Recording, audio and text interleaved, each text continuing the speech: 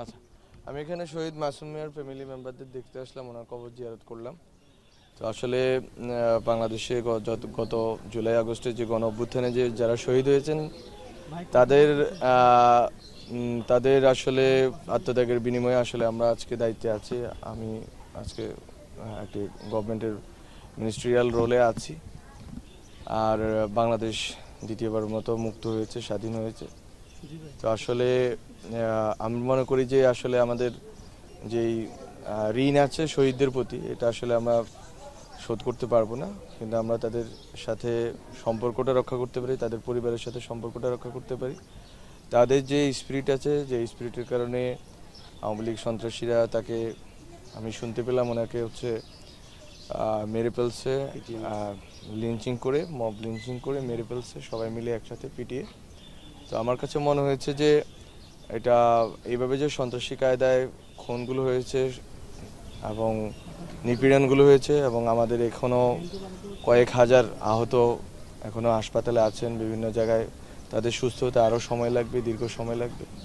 তো আসলে এই যে আত্মত্যাগটা আসলে বাংলাদেশের রাজনৈতিক যে ভবিষ্যৎ, এই ভবিষ্যৎ নির্মাণের ক্ষেত্রে আমাদেরকে মনে রাখা উচিত যে এই আত্মত্যাগটা ছিল মূলত বাংলাদেশে নতুন একটা রাজনৈতিক বন্দোবস্তের জন্য, যাতে এই নিপীড়ন, এই অত্যাচারগুলো না থাকে, এবং রাজনৈতিক যে সংস্কৃতি আছে সেই সংস্কৃতিতে যাতে এই মারপিট, সন্ত্রাস, চাঁদাবাজি এগুলো না থাকে। তো শহীদদের এবং আহতদের আত্মত্যাগের এই যে চেতনা আছে, যে স্পিরিট আছে, এটাকে যাতে বাংলাদেশের জনগণ ধারণ করে, বিশেষ করে রাজনৈতিক দল এবং দলের নেতৃবৃন্দ ধারণ করে, এটা আমরা আশা রাখি। এবং আমরা জানি এই যারা শহীদ হয়েছেন, আহত হয়েছেন, এখানে যারা অপরাধী আছে তাদের বিচার কার্য শেষ করে যেতে পারি। পুরোটা হয়তো শেষ করা সম্ভব না, বিচার কার্যের আমাদের যে আদালতের যে বিচার প্রক্রিয়া আছে, এই বিচার প্রক্রিয়াটা অনেক দীর্ঘসূত্রিতার। যে আমরা চেষ্টা করব ট্রাইব্যুনাল এবং আরও বিভিন্ন মাধ্যমে যেখানে যেখানে মামলা হয়েছে আমরা চেষ্টা করব মামলাগুলোকে চালিয়ে যাওয়ার, এবং শহীদ পরিবারগুলো যাতে বিচার পায় এটা নিশ্চিত করার চেষ্টা করব।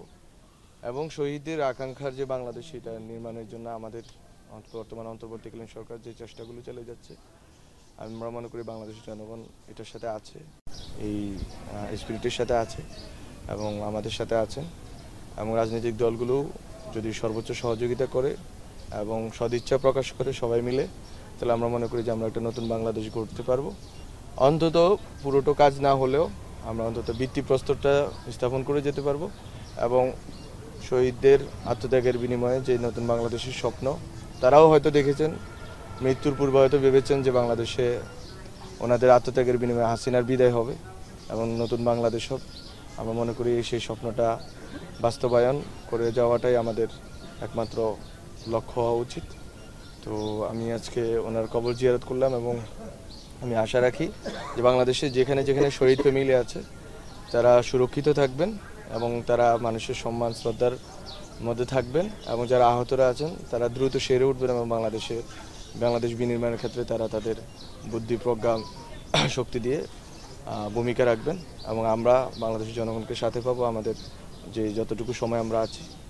তো এতটুকুই বলা ছিল আজকে। নিউ ইয়র্ক টাইমসের রিপোর্টটা কি এটা তো নিউ ইয়র্ক টাইমসের রিপোর্টের আমাদের কাছে যেটা স্পষ্ট হচ্ছে যে বাংলাদেশে আসলে ওনারা বলতেছেন যে এখানে একটা চরমপন্থা বা উগ্রপন্থার সুযোগ তৈরি হয়েছে নতুন যে পরিস্থিতির কারণে, হাসিনা চলে যাওয়ার কারণে। আমরা মনে করি যে এটা সুযোগটা নিতে দেওয়া হবে না। এটা আমাদের সরকারের পক্ষ থেকে অবস্থান আছে, এই সুযোগ কাউকে নিতে দেওয়া হবে না, বরং বাংলাদেশের যে গণতান্ত্রিক ব্যবস্থা আছে, এই গণতান্ত্রিক ব্যবস্থা সুরক্ষা এবং গণতান্ত্রিক পদ্ধতিতে দেশ পরিচালনার ক্ষেত্রে আমরা খুবই বলিষ্ঠ ভূমিকা রাখবো, এবং আমরা রেখেছিও বটে। এবং সামনে থেকে আমরা চেষ্টা করব বাংলাদেশে যাতে হচ্ছে যে কোনোভাবে উগ্রপন্থা, কোনো ধরনের উগ্রপন্থা, ধর্মীয়, রাজনৈতিক কোনো রকম উগ্রপন্থায় যাতে বাংলাদেশে মাথাচাড়া না দিতে পারে, এবং বাংলাদেশকে যাতে আমরা একটা গণতান্ত্রিক যে রূপান্তরের ক্ষেত্রে ডক্টর মোহাম্মদ ইউনূসের নেতৃত্বে আমরা কাজ করছি, এটা যাতে আমরা সাধন করে যেতে পারি, এবং নির্বাচনের মাধ্যমে যথাসময়ে আমরা যাতে গণতান্ত্রিক একটা রূপান্তরে ভূমিকা রাখতে পারি, এটা হচ্ছে আমাদের একমাত্র চাওয়া। কোনোভাবেই উগ্রপন্থার অবস্থান বাংলাদেশে হবে না।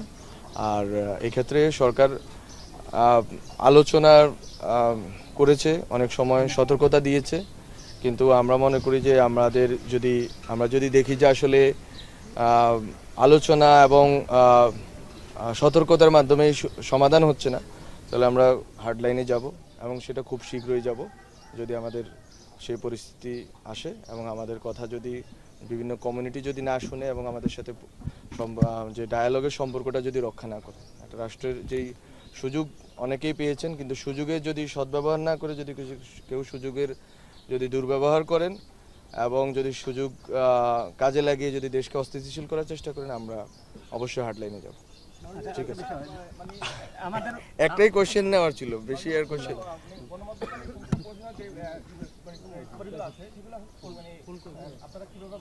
আর এর সাথে সেটা- মফস্বল কিন্তু খুব বঞ্চিত হয়। না। মফস্বল এবং ওখানকার আপনাদের যে শহর অঞ্চলের এগুলো নিয়ে বিস্তৃত বর্ণনা আছে, লেখা আছে।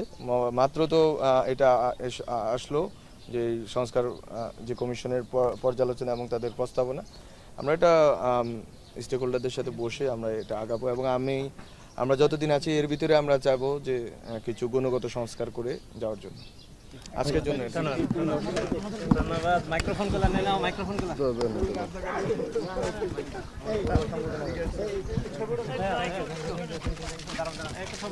একটু সামনে ক্যামেরাকে জায়গা দিয়ে, ক্যামেরাকে জায়গা দিয়ে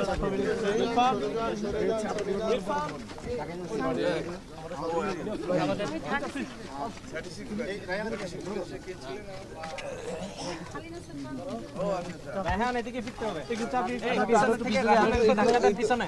ভাই একটু চাপ না দিলে তো চাপ ভাই ভাই একটু বড় করে একটু পিছনে দাঁড়াও, বড় করে ভাইয়া একটু বড় করে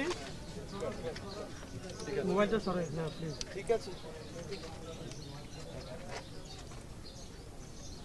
ওকে ঠিক আছে, জি ধন্যবাদ। আমরুল ওকে ওকে। হ্যাঁ ঠিক আছে।